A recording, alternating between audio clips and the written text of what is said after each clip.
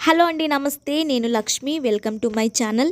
ఈ వీడియోలో సూపర్ టేస్టీగా ఉండే క్యాబేజీ ఆలు టొమాటో కర్రీని సింపుల్గా ఎలా తయారు చేసుకోవాలో చూపించబోతున్నాను. దానికంటే ముందు మీరు ఇంకా నా ఛానల్ని సబ్స్క్రైబ్ చేసుకోకపోతే ప్లీజ్ వెంటనే నా ఛానల్ని సబ్స్క్రైబ్ చేసుకోండి. ముందుగా స్టవ్ ఆన్ చేసుకుని కడాయి పెట్టి 3 టేబుల్ స్పూన్ల నూనె వేసుకోవాలి. నూనె కాగిన తర్వాత కొద్దిగా జీలకర్ర, అలాగే 4-5 ఎండుమిరపకాయలు, వీటితో పాటు కచ్చాపచ్చాగా దంచుకున్న వెల్లుల్లి కూడా వేసుకోవాలండి. వెల్లుల్లి వేసుకుంటే కర్రీ చాలా టేస్టీగా ఉంటుంది.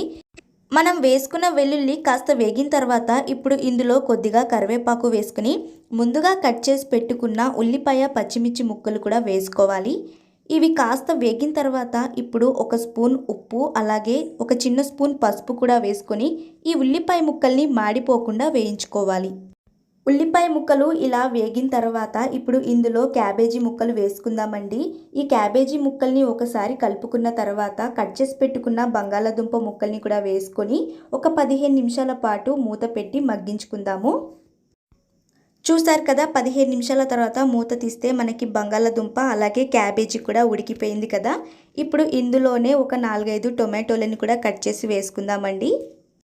ఈ టొమాటో ముక్కల్ని కూడా వేసుకున్న తర్వాత ఒకసారి గరిటెతో కలుపుకొని ఒక 5 నిమిషాలు మూత పెట్టుకుంటే మనకి టొమాటో అనేది మెత్తగా మగ్గుతుందండి. ఇప్పుడు మూత తీసి చూస్తే మనకి టొమాటో కూడా మెత్తగా మగ్గిపోయింది కదా. ఇప్పుడు మనం కారం వేసుకుందామండి. నేనైతే 1 స్పూన్ కారం వేసుకుంటున్నాను. అలాగే 1 స్పూన్ ధనియాల పొడి కూడా వేసుకొని ఒకసారి గరిటెతో బాగా కలిపేసుకోవాలి. నేను ఈ విధంగా కలుపుకున్నాను. ఇప్పుడు లాస్ట్లో కొద్దిగా జీలకర్ర పొడి కూడా వేస్తున్నానండి. ఈ జీలకర్ర పొడి కూడా వేసుకుంటే టేస్ట్ బాగుంటుంది. గ్రేవీకి సరిపోయేంత కొద్దిగా వాటర్ కూడా యాడ్ చేసుకొని ఒకసారి గరిటెతో బాగా మిక్స్ చేసుకుందాము. ఇలా మిక్స్ చేసుకున్న తర్వాత మళ్ళీ ఒక 3 నిమిషాలు మూత పెట్టుకుంటే మనకి కర్రీ అనేది ఈ విధంగా దగ్గర పడుతుందండి.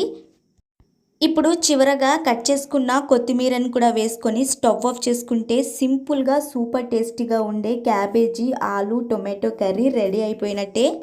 రైస్లోకి కానీ చపాతీలోకి కానీ అద్దిరిపోతుందండి. మీరు కూడా వీడియో మొత్తం ఎండు వరకు చూసి డెఫినెట్గా ట్రై చేయండి. ట్రై చేసిన తర్వాత ఒక మంచి కామెంట్ చేయడం మాత్రం అస్సలు మర్చిపోకండి. చాలా ఈజీగా అండ్ సూపర్ టేస్టీగా సింపుల్గా తయారు చేసుకోవచ్చు ఈ రెసిపీని.